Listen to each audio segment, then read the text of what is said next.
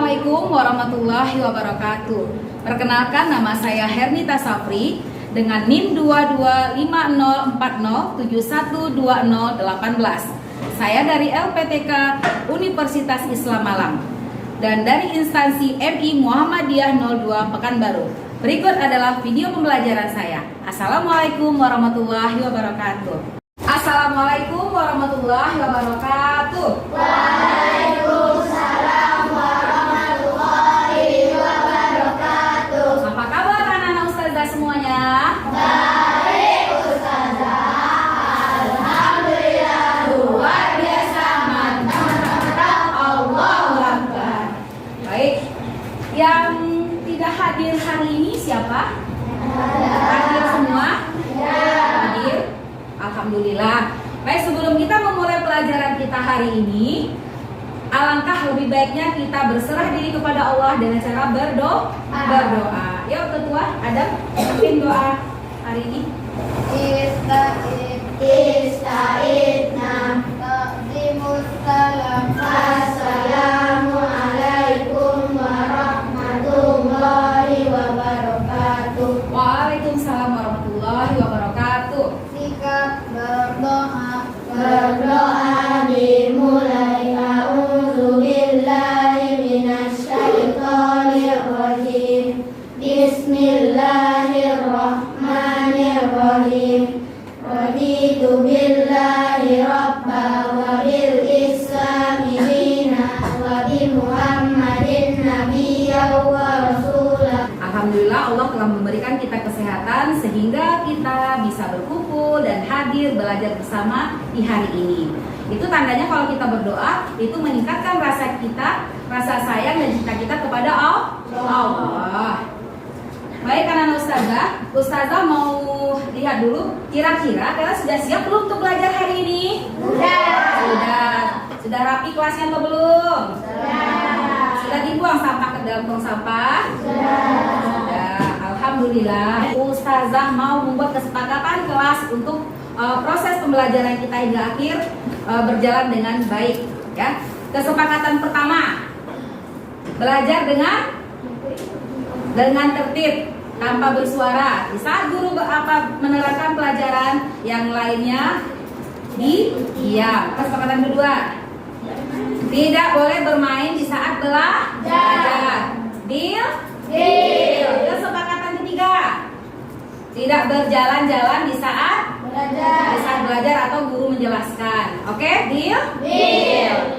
Baik, mari sama-sama berdiri dulu. Kita akan menyanyikan sebuah lagu nasional. Garuda Pancasila, lagulah pendukungmu, patriot proklamasi, setia berkorban untukmu. Oke, silakan duduk.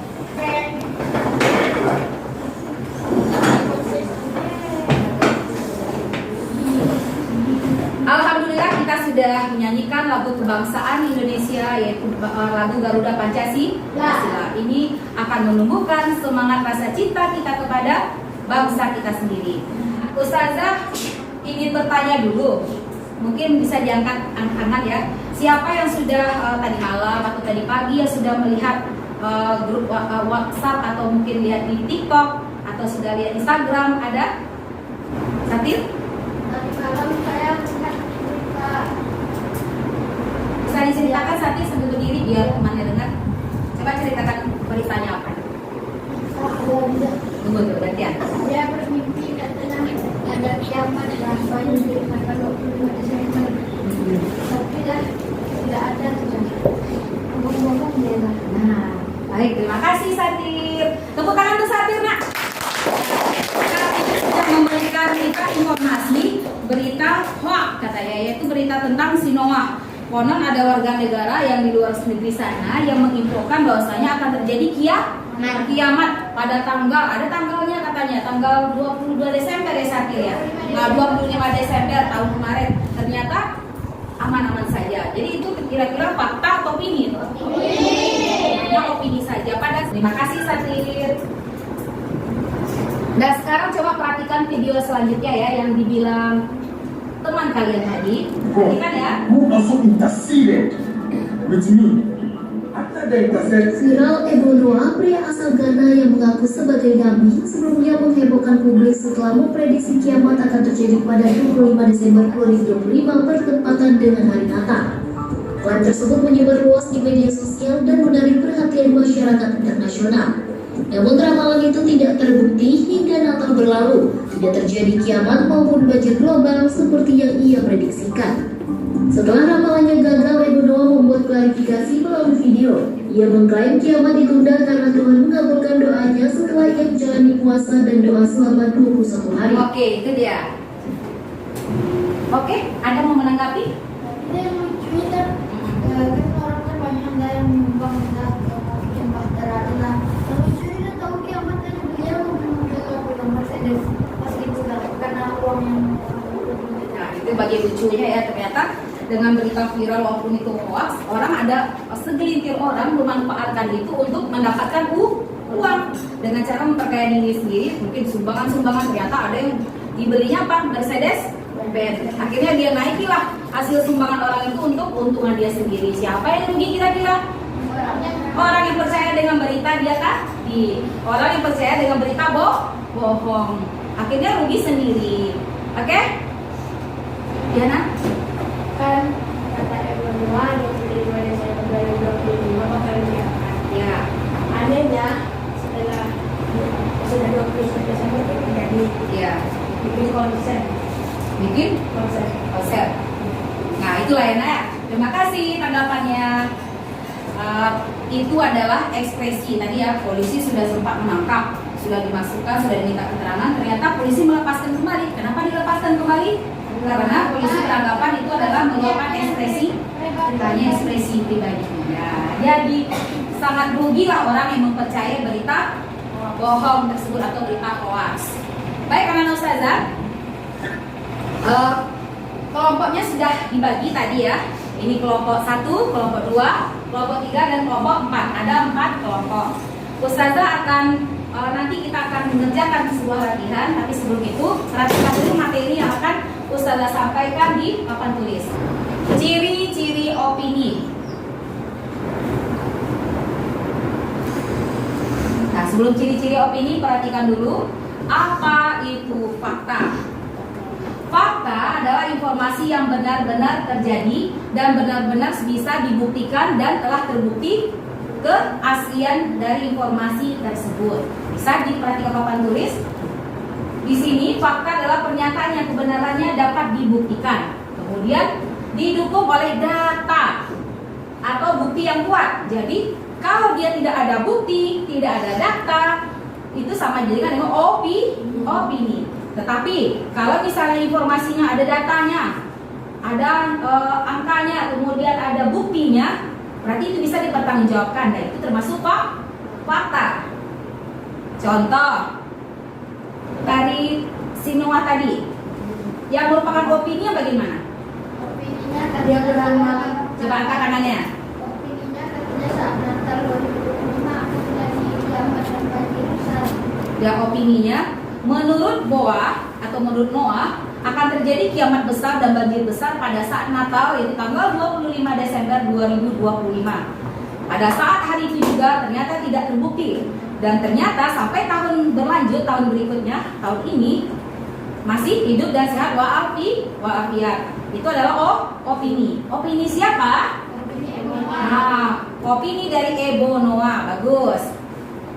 Kemudian fakta bersifat objektif dan universal. Fakta tidak terpengaruh oleh perasaan atau pandangan seseorang mengenai kebenaran atas pendapat dia ya. Jadi fakta tidak terpengaruh oleh perasaan atau pandangan pribadi, karena kebenarannya sama untuk semua orang. Tidak ada perasaan. Menurut saya kelas ini sangat bersih. Nanti datang guru lain, tiba-tiba banyak sampah. Menurut saya kelas ini kotor. Ya, itu masih opini. Tetapi faktanya, hari Selasa tanggal 27 Januari kami melaksanakan ujian atau PH olahraga PJOK. Fakta atau opini itu?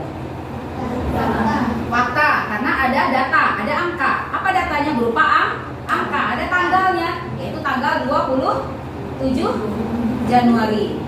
Kalau masih menurut saya, menurut dia, pendapat saya itu masih opini. Tapi kalau dilengkapi dengan data, ada objektif, berarti itu fakta.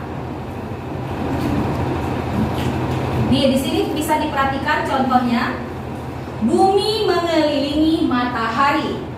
Fakta atau opini tadi? Fakta.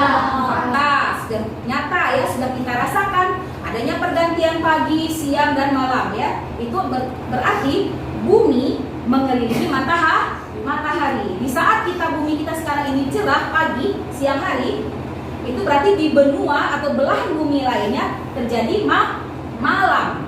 Fakta kan bulat tadi ya. Karena telah dibuktikan secara ilmiah ya. Nah, sekarang kita masuk ke opini. Apa itu opini? Coba angkat tangannya, apa itu opini? Ada pandangan atau perasaan pribadi dari seseorang ya. Kemudian opini itu bersifat objektif atau subjektif? Subjektif. Kalau dia bersifat objektif itu fakta. Kalau opini dia bersifat subjektif dan bervariasi tergantung suasana hati atau perasaan seseorang. Itu namanya opini atau pendapat.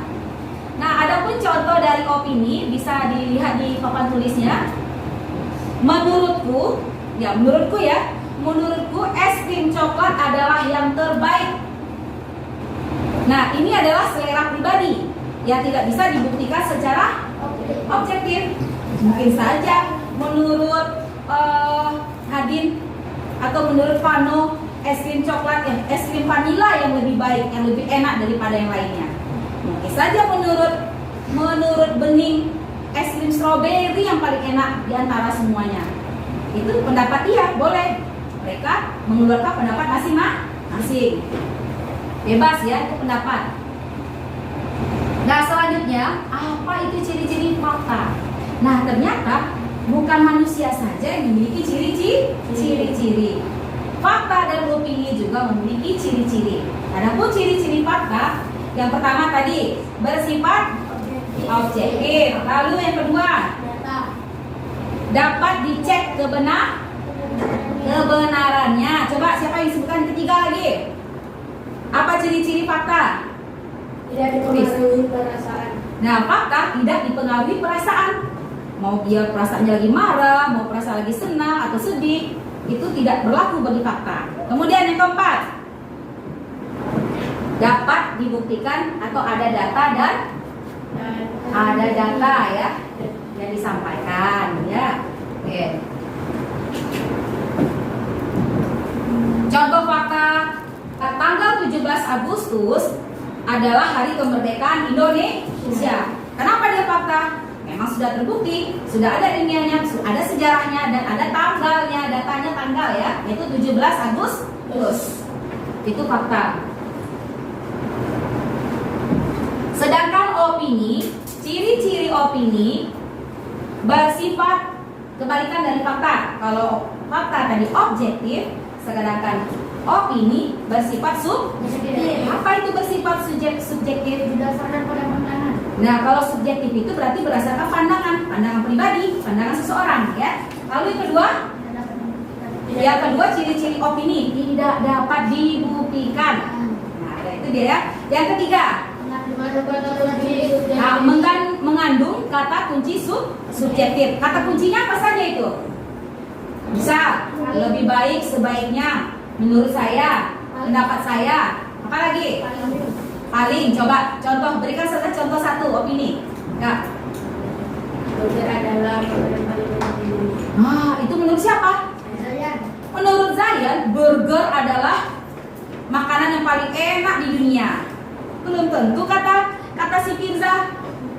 Kata Firza mungkin sushi adalah makanan paling enak di dunia. Nah, jadi itu adalah opini. Pak itu contohnya adalah air mendidih pada suhu 100 derajat Celcius pada tekanan standar. Dia dibuktikan secara ilmiah, dapat diukur dan dibuktikan kemudian objektif. Sedangkan opini, perhatikan di sebelah ini lagi, air hangat lebih enak diminum daripada air dingin saat cuaca panas? Ya, pendapat seseorang belum tentu. Mungkin bagi orang yang suka air dingin, enggak lah. Itu pendapat dia. Kenapa itu pendapat dia tadi?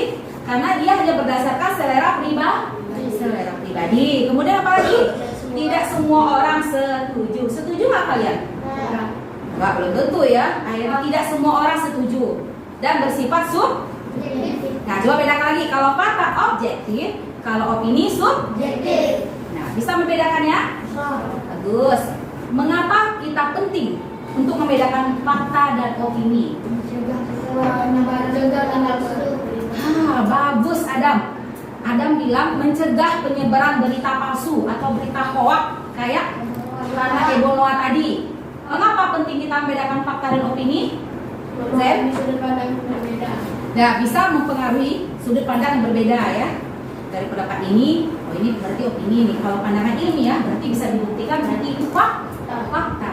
Apalagi? Meningkatkan kemampuan Apa Sadir? meningkatkan kemampuan berpikir kritis. Bagus. Jadi dengan kita belajar membedakan fakta dan opini bisa meningkatkan kemampuan kritis kita, apalagi dalam masa pertumbuhan nih.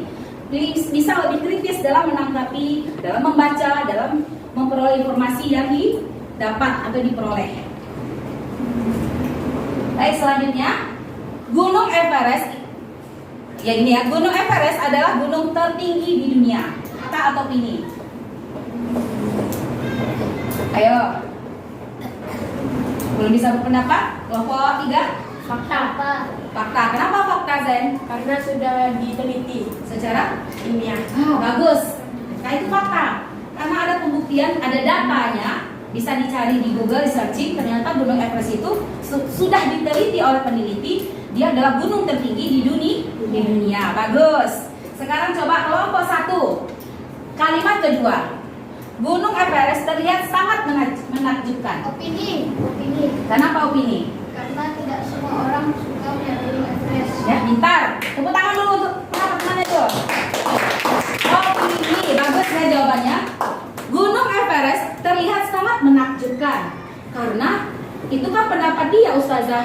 Belum tentu semua orang suka terhadap Gunung Everest. Mungkin saja Gunung Merapi lebih indah bagi Satir. Gunung Lang lebih bagus lagi daripada Gunung Everest. Bagus ya, itu pendapat, berarti opini. Nah, anak-anak Ustazah di sini sudah bisa membedakan fakta dan opini. Namun lebih lengkapnya, lebih bagusnya disertai dengan latihan. Di sini sudah dibagi per kelompok. Ustazah akan bagikan LKPD-nya kepada setiap kelompok untuk mengerjakan tugas kelompok dan tugas mandiri nanti. Tapi tugas kelompok dulu ya, kerjakan bersama-sama.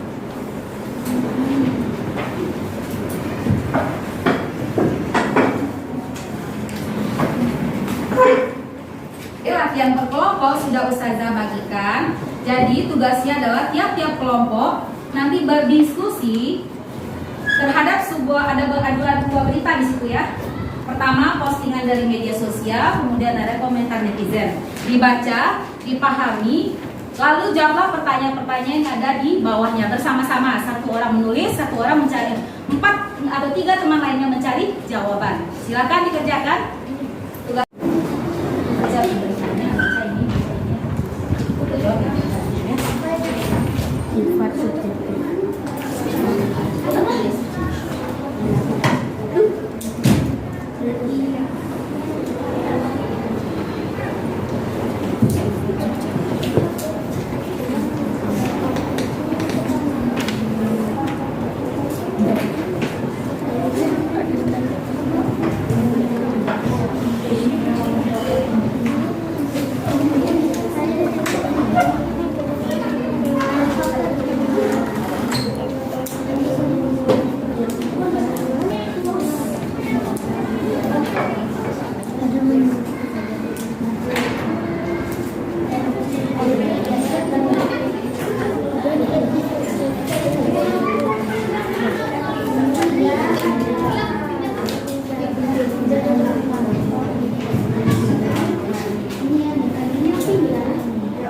Baik, sudah selesai semuanya? Sudah.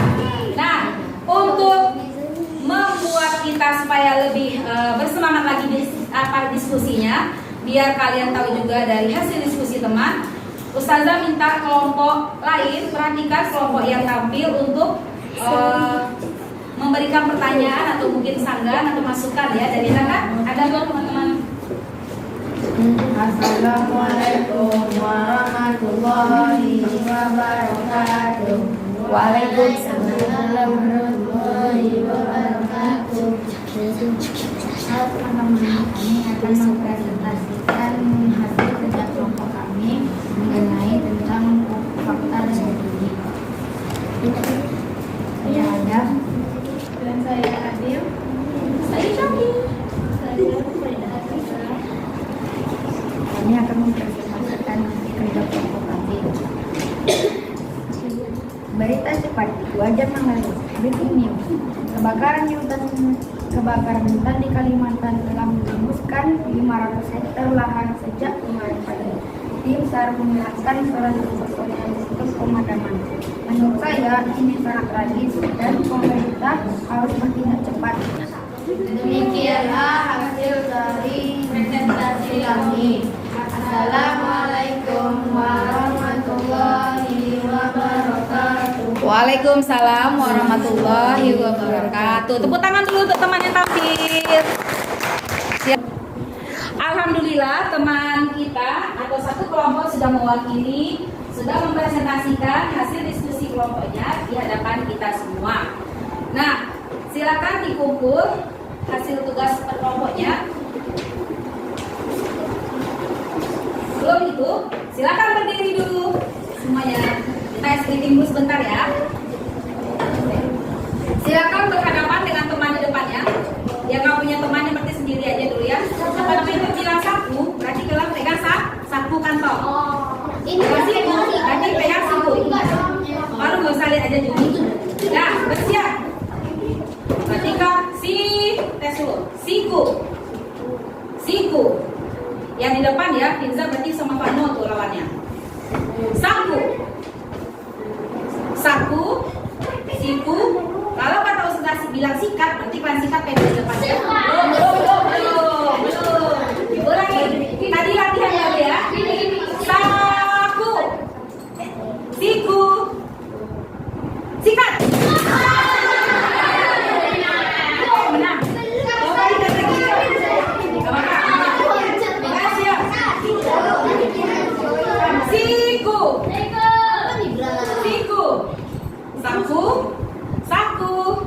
Siku, saku, siku, saku. Bersiap konsentrasi, fokus ya. Siku, saku, siku, sikat.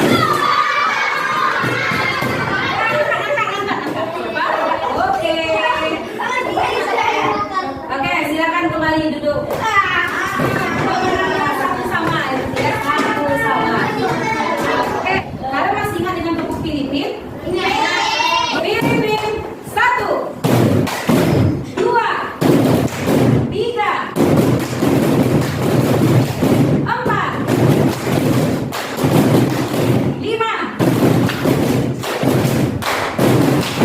Oke, terima kasih. Kembali duduk rapi seperti yang sudah janjikan tadi. Silakan tebak kuis berikut untuk mempertajam materi kita tadi. Boleh saksikan dulu ya.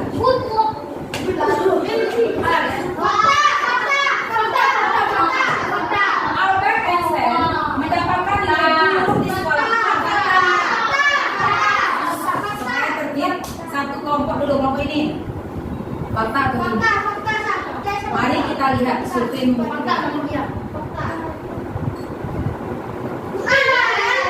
Nah, fakta ternyata Albert Einstein memang mendapatkan nilai buruk di sekolah, terutama dalam pelajaran yang tidak menarik minatnya, ya. Kelompok 3.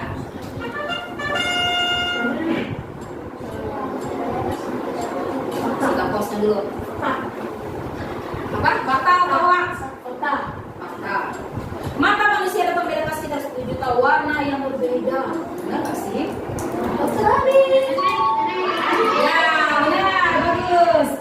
Ternyata itu adalah fakta. Bisa dibaca ya. Mata manusia memiliki kemampuan kemampuan untuk membedakan 10 juta warna. Ini berapa warna di sini kelas ini ya?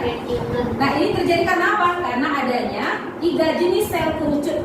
Kalau kalian perhatikan dengan apa yang kaca pembesar nampak ada sel kerucut di retina yang merespon spektrum warna yang berbeda. Berapa warna tadi? 10 juta, bukan 3 warna, bukan merah kuning aja, tapi 10 juta. Nah, terakhir kelompok 4. Harus bisa.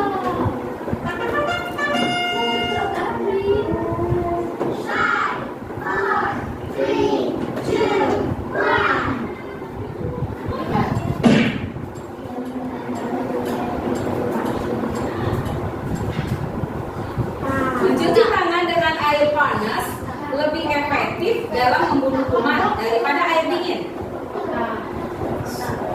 Ya, putuskan dulu fakta atau hoax atau ini. Jadi keputusannya kelompok 4. Keputusannya fakta. Mari kita lihat ya kebenarannya.